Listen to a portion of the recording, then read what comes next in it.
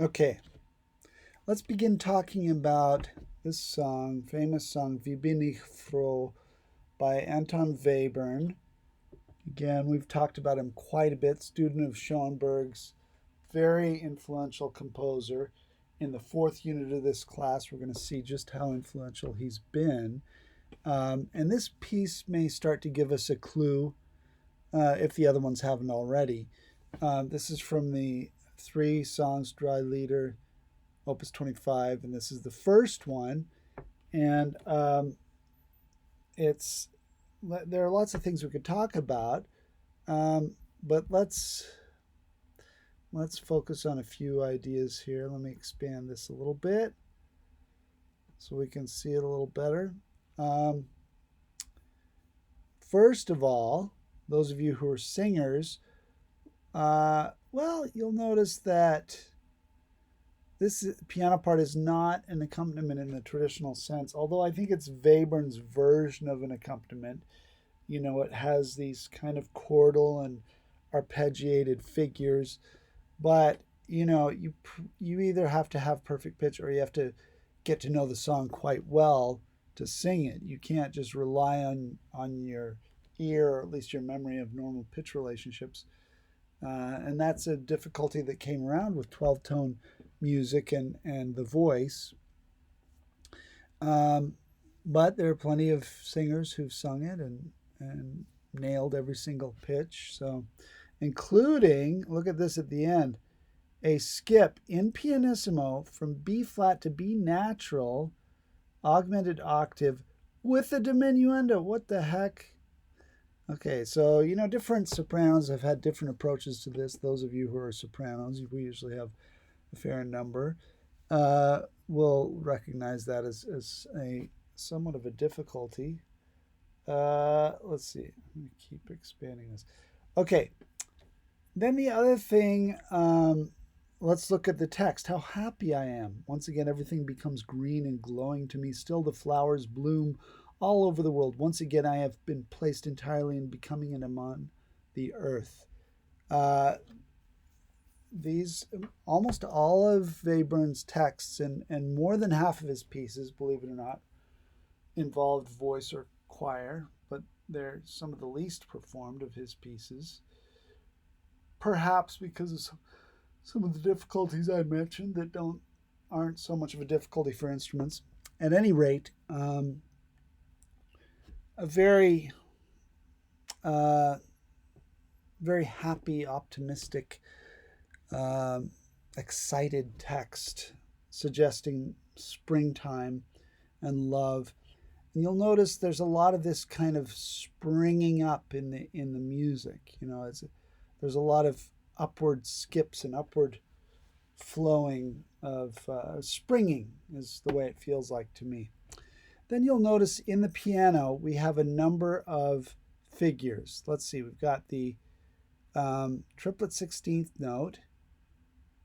Now you'll notice, I think we maybe looked at this earlier, these triplet 16th notes I think they always are, so form the 0 1 4. This one also 0 1 4. This one 0 1 4. So it's a lot of these are all 0 1 4s. Then we have these 2/8 notes, figures here. And then we have these quarter note chords. I haven't examined these to see if there's a consistent pitch class set class, but they look quite similar. We've got a major seventh here or diminished octave, and then either that's a major seventh and major sixth, etc. These are quite similar. And so we've got basically three types of figures in the piano, and then we've got this somewhat of a melody, but you'll notice there's something missing from this melody that we usually expect from vocal melodies, and that's stepwise motion. There's literally no conjugate motion, well, in the piano or the voice. So we can see that Webern is really proposing a very different view of music already. Music that does not involve stepwise motion, which is, we haven't seen before really in the history of music. I'm not saying this is the very first piece I know of that does this, but um, this is characteristic of Webern's textures, and it creates this sort of airy texture, this hollow outlined texture, but also with lots of sunshine, lots of fresh air in it, and this is also somewhat in line with the texture that we'll talk about later, pointillism, which is an entirely new musical texture. Um, this is, I don't know that this is pointillism yet because we really do have melodies in the voice with a kind of an accompaniment in the piano. But clearly, this is music unlike any we've really seen before, including in Schoenberg and any of the other composers we've studied. It does not adhere to the textural tendencies of really any classical music we've looked at, or any other music for that matter. Um, so let's listen to it and follow along with the score, and then we'll talk about it. No, that's not what I want. Let's use this guy here. Okay, here we go. Make sure our volume's up.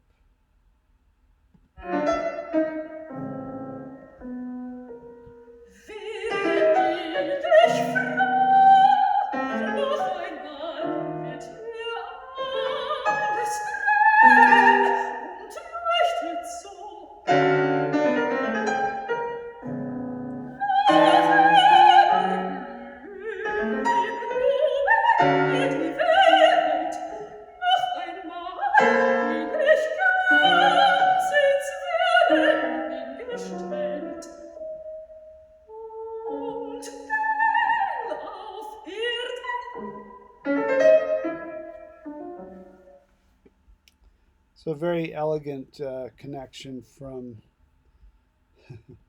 those last two notes that are just devilishly difficult. This tempo was, I think, faster than the marked 60. Well, let's look at this. Now, in your worksheet, this is your worksheet, by the way, I asked you to figure out the prime form of the rho, which will be the first 12 notes of the vocal line. Now, you might say, well, wait a minute. Those aren't the first notes of the piece. The first notes of the piece are right here in the piano, and those are 12 pitch classes. So why don't we say that's the P0, starting with F sharp, F, D, etc.? Why do we start with G, E, D sharp, F sharp? Well, I'm not sure I have an answer for you. This is always how it's been 12 counted, ever since I was first shown this piece. I think probably in Webern's sketches, he used this as his prime form. Okay, so let's look a little bit more. So I asked you to come up with the prime form, then the retrograde, and I asked you to find an example of the retrograde. Then I asked you to find an instance of the inversion. Then I asked you to find a retrograde of the inversion in the piece. And then I asked you to make a matrix. Well, let's look at my version of it. Here's the matrix. G, E, D sharp, F sharp, C sharp, etc. Of course, these first four notes, we hear a lot as kind of a motive. So there's our matrix. And P0 here, I0 there, R0 there, RI0 here. Okay, now let's look at, I'll show you my 12 count. Shrink this a little bit. Okay, so this is the P0, as I pointed out, the first 12 notes of the voice line. And I asked you to find one of every, oh boy, one of every permutation. Well, there's RI0. There's another RI0 right here, but that very first part of the piece is an RI0. There's an I0 in the piano starting here. And an R0. I believe this is an R0.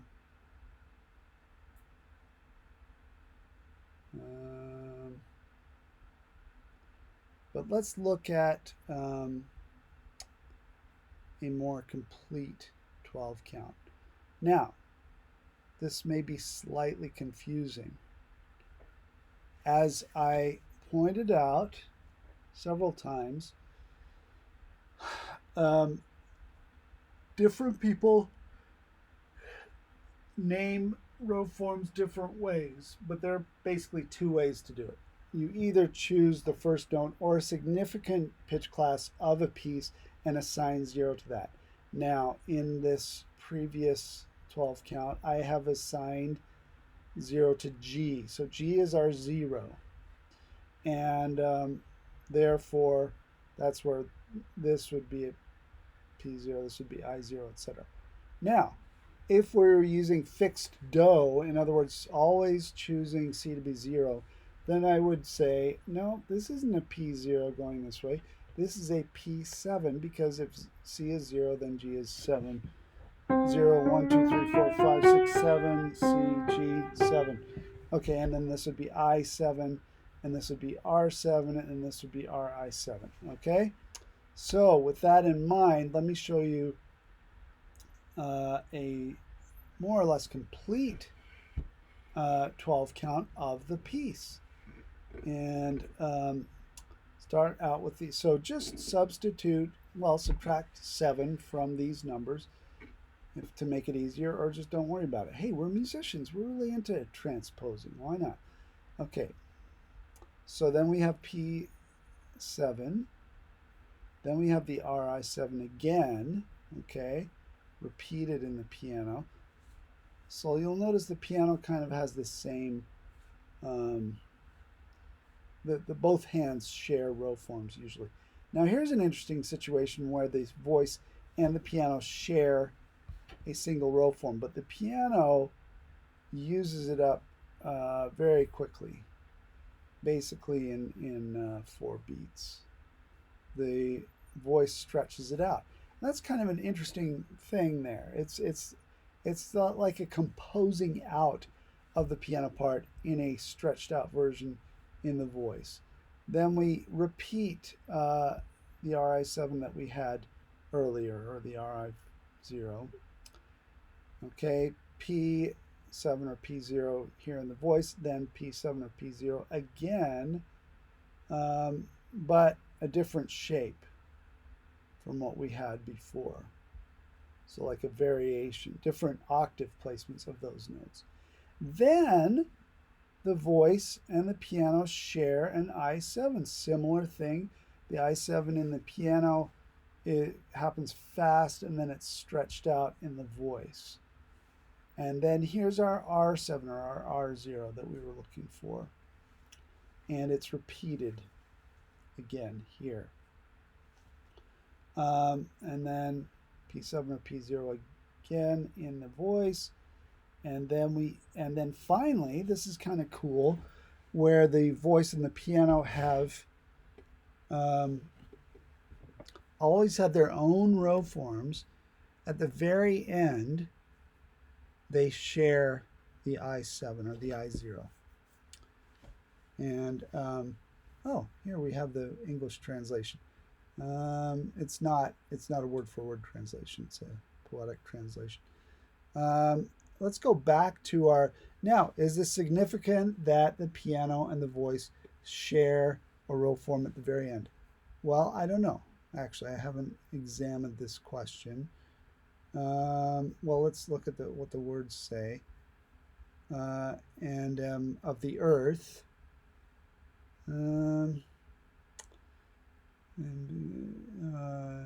Creation's portal, live my hours, and yet immortal. Let's see if that's, again, what the literal translation is. If I can find the, where am I here? Where did I get that from? Okay. Once again, I've been placed entirely in becoming and am on the earth. So, I don't know. You know, if you view the piano part as being the environment, the earth, and which I think makes sense because look at the, even visually, you look at the piano part, it's got these look like flowers, kind of. These look like different plants and blooming things and beautiful springtime objects individually forming a landscape. That's the way I view each of these little tiny events in the piano. And so if we view that as the earth, and then the of course the singer as the subject, as the person who's speaking and delighting and rejoicing. Once again, I have been placed entirely in becoming and am on the earth. So uniting with the earth, maybe. That's one way to look at this. Now, the other thing to notice is if we look at our, let's just do this. If we look at our matrix, we'll notice that we only use the outside of the matrix. Okay, the last piece we looked at was the Aaron's Krennic. It only used the top row. It only uses the P0. This Wie bin ich froh only uses the P0, I0, R0, and RI0. So it kind of, these actually just, this top and then the left-hand side in both directions, but that's all we use. So again, this idea that, let's look at this one. Oops, what am I doing here? This idea that by, artistic limitation, artistic constraints lead to better outcomes, I would say, in a lot of cases, in most cases. And Webern was definitely an advocate of this, definitely a person who liked to limit his choices and in the pursuit of, I think, cohesion and something memorable, something that has its own identity, its own unique texture. So anyway, that's Wie bin ich froh. Thank you. We'll talk more soon.